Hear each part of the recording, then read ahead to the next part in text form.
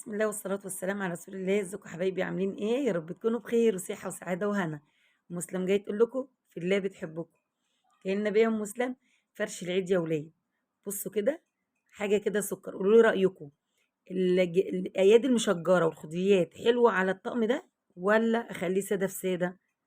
أنا رأيكم يهمني. طبعا دي هدية عيد الأم، بناتي جايبينها لي، وأنا اللي مخيطة الخضريات دي والمفارش.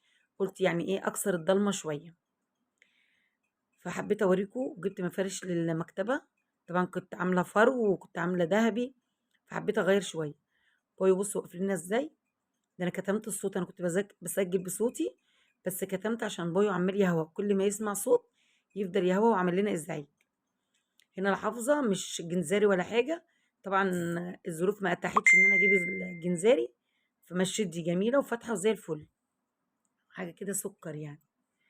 طبعا كملوا الفيديو للاخر عشان تشوفوا الشقه بقى قبل الفريش كان شكلها زباله، يعني شكلها صعب قوي.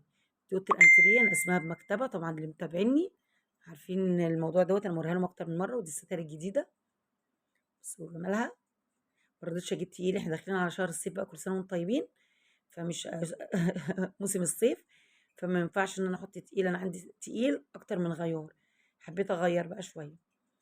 هنا ما شاء الله، بصوا الأوضة دي الأوضة بتاعة العزاب، أوضة جوزي. ده الأوضة بصوا ما بيعرفش يعيش ويقعد إلا فيها. قدامها التلفزيون، قدام الشباك، وقاعد عرب مع نفسه يعني. هو بيحب كده، بيحب تبقى أوضة مستقلة. طبعا لو ابني، دي كانت أوضة ابني الصغير، بس ما بيخش بيبهدلها وبيخليها ما يعلم بلا ربنا، ودمي بيتحرق. خليته هو في الأوضة التانية اللي فيها البلكونة، وقعدت أبوه هنا. طبعا حاجة جميلة يعني، حاجة كويسة. محدش غريب داخل شقتنا، ودي شقتنا، ننام في المكان اللي يريحنا ونقعد في المكان اللي يعجبنا. اللي وصل معايا بقى يعمل لايك وشير وشير فيديو لاكبر عدد عشان يوصل لكم مني كل جميل. بصوا دي الستاره حطها على المكتبه، هتقولي خفيفه يا مسلم، انا حطاها بس ديكور مش اكتر، هي ما بتحكيش حاجه. وانا الكحك والبسكويت يا ولاد والبيتي فور يا خرابي على الجمال، عمايل ايديا وحياة عينيا. الفيديو حاجات جميله، اوعي تقفي لحد هنا، كمليه بالصلاه على النبي وهتشوفي كل حاجه تعجبك. صلوا على الحبيب عشان قلب يطيب يا جماعه. ده الكسوه الانتريه دي الجاهزه، انتوا عارفينها اللي هي الجاكار. والمفرش الترابيزه ده يا ولاد، ده كان عندي جزء من الستاره، بطنتها وخليتها حلو الحمد لله. ايه رايكم؟ قولوا لي. بايو متربص لنا، عمال يشوفني كل شويه يلف لي ورا الكاميرا.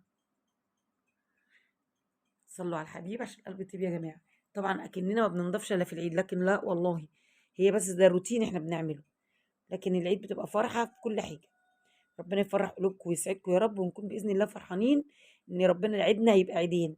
ربنا يتقبل دعائنا باذن الله واجتهادنا في الدعاء، ويتقبل باذن الله صيامنا وصلاتنا، ويبقى عيدنا جميل باذن الله. بس حبايب قلبي، دي اوضه الانتريه اهيت زي الفل زي الفل. هنطلع نتفرج على الشقه حته حته، انا جبت لكم عزافيرها. ده المج بتاع ابني، هو العريس ابو رتاج ده، هو مش يعني هو هيفضل طول عمره عريس، متجوز بقاله 14 سنه. ربنا يا رب يديه الصحه والعافيه ويخليه لي ويبارك في عمره هو واخواته، ويراضي كل مشتاق يا رب بحق حبيبك النبي. ما يحرمش حد ابدا من الضنا، نعمه والله بجد. هم ببصوا هم ذكرى، ولا بينفعوا ولا بيشفعوا، بس هم ذكرى، قلتهم وحشه بصراحه.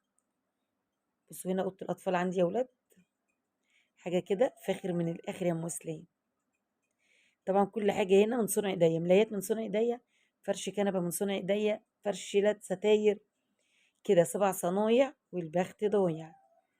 بس حبايب قلبي، دي كانت فرش ركنه عند مرات ابني، فما جددت الركنه، انا عاملاها في لايف قبل كده، فالقماش مش هينفع، قلت لها لا نزلهولي بقى انا اتصرف فيه.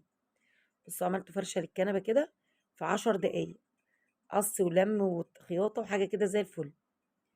وجبت الرمادي ده اللي هو السيلفر، القطيفة، جبته كان عندي كلف كده بواقي، ورحت مركباها. يعني المهم ايه، عملت من الفسيخ شربات زي ما بيقولوا، حاجة كده زي السكر يا ولاد. والموكيت ده ما بفرشوش الا من العيد للعيد، حاسة ان ما بيبانش الا في الفيديوهات بس. ما شاء الله اللهم بارك، يعني سبحان الله. هو بيبقى العيد كده ليه زهوة وفرحة في الفرش وفي كل حاجة. دي المكنة بتاعتي اللي ما بحبش حد يلمسها نهائي ولا يجي جنبها. وبرضه عاملة لها بصوا اللي هو الكسوة اللي هي الكفر ستارة، اللي هو الرمادي. دي لما حد بيجي جنبها بتنطط، دي بالذات يعني عض قلبي وما تجيش يا مكانتي. بس ما شاء الله اللهم بارك، اللهم صل وسلم وبارك عليك يا حبيبي يا رسول الله. انا بوريكم حته حته كده عشان تشوفوا تفاصيلها وتشوفوا الفيديو في الاخر. دي الصاله عندي اهيت، طبعا بياض، انا اللي مبيضها ما بجيبش نقاش، انا اللي مبيضها يا ولاد. ما رضيتش اشيل اللي هو الاضاءه بتاعت رمضان لاني بحبها، بتدي اضاءه جميله جدا في الصاله وانا طافيه النور، وانا الصاله اصلا بحبها على طول مطفيه. بس فرش الركنه حاجه كده سكر يا ولاد، سكر والله. بفصور لكم وانا فرحانه. ليه بقى؟ قبلها ب3 ايام ولا 4 ايام كانت الشقه عندي عباره عن اسطبل، متبهدله، لا مؤاخذه للكلمه يعني، مش حلوه خالص، متبهدله وفرش سجاد متشال وستاير ودنيا، فكنت متضايقه نفسيا يعني. بس ما شاء الله هنا اهو. نخش بقى على الطرقه اوريكم المطبخ. هنا بصوا، دي حافظه، جايباها بقالي سنتين وما فرشتهاش وشايلاها، قلت لا ما بديهاش، جبت فرشتها. ودي مشايه جايباها ب50 جنيه بتاعت المطبخ، مش عارفه اجيبها لكم تاني عشان رفعت الفيديو. هنا المطبخ اهو زي الفل زي الفل، بصوا. بس طبعا ما عينتش المفارش اللي اللي على الحيطه ديت، اللي هي الرمضانيه دي. ادي التربس اهوت هبله دلوقتي. يعني هنخش بقى، نخش دي اوضه ابني بقى، اللي هي اوضه البلكونه. البلكونه دي بقى فيها حاجات كتير قوي قوي قوي، اتفرجوا عليها وصلوا على النبي كده وقولوا ايه رايكم، بامانه بامانه ورجوله. فيها حاجات كتير وحاجات حلوه وحاجات مفيده، واللي عندها بلكونه من بعد الفيديو ده هتعمل كل حاجه. ما تبصيش لتقشير في البلكونه لان انا مش مبيضه، لان انا عاملاها بصوا. اللهم بارك، اللهم زد وبارك، اللهم صل على النبي. بصوا يا حبايب قلبي، عاملاها عشه هي 4 ادوار، مربيه فيها طيور، وهنا مربيه حمام. ايه رايكم؟ اهي زي القشطه وزي الفل. والجردل ده يا ولاد مش عارفين اقول لكم فيه ايه، ده فيه فسيخ. كنت عايزه اعملها لكم فجاه، بس ده الفسيخ بتاع العيد. طبعا عملته ما حطيتوش في الشقه وغطيته وتقلت عليه. حتى احفادي لما بيخشوا بيقعدوا على الجردل على انهم قاعدين على كرسي، لو بيعرفوا ما كانوش جم يمتوا. ايه رايكم؟ بلكونه زي القشطه، كل حاجه زي القشطه، ما عنديش بهدله، ما عنديش كده. عارفه نظامي وعارفه الحاجه اللي برصها وعلى الحاجه اللي بحطها. فيعني ما شاء الله اللهم بارك، حاجات كلها جميله. لو عندك بلكونه متر في متر هتعملي فيها عشه وهتربي احلى طيور وتاكلي احلى طيور بيتي. حاجه كده زي السكر. كنت مربيه فيها البط، اقسم بالله، وذبحته بقى تاني يوم رمضان، يوم عزومه اولادي. عملت عزومه يعني ما اقولكمش، عزومه تشرف بجد. بس حبايب قلبي اهي الدولاب الصغير ده بتاع ابني، الاوضه دي خليتها ليه، حتى لو بهدل وكركب وعمل مش اشكال. هي منها ايه كده، اوضه الفراخ واوضته جمعاهم مع بعض. بس حاجه كده سكر. هتشوف بقى الفيديو بتاع البهدله في اخر الفيديو، هتقولي يا مسلم ايه دي، الشقه كانت عامله كده ازاي. بس والله سبحان الله، هو ربنا اللي بيدي العافيه والقوه عشان الدنيا كده تتظبط وتبقى زي الفل. اللهم صل وسلم وبارك عليك يا حبيبي، عليك يا حبيبي يا رسول الله.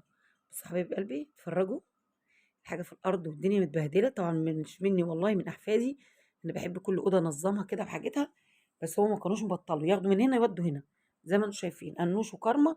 دول حاجه كده صعبه جدا، ربنا يهديهم يا رب وما نتحرمش منهم ابدا. ويراضي كل مشتاق. مرات ابني بقى مرتاج، بنتي كبيره، وممازن تعبوا تعب جامد بجد، وقفوا معايا وقفه جامده وعملوا الدنيا. وكان هنا قفلوا اوضه الانتريه بس انا مضلماها كده. دخلت على المطبخ اوريكم بقى، انا اللي اتهديت في المطبخ. المطبخ ده مسؤوليتي انا، المطبخ والحمام مسؤوليتي انا. طبعا عملت لهم رز مبهر، وعملت لهم صينيه فراخ، صرفت وكلفت عشان ياكلوا وما يتكلموش. يلا اتفرجوا واسيبكم في رعايه الله.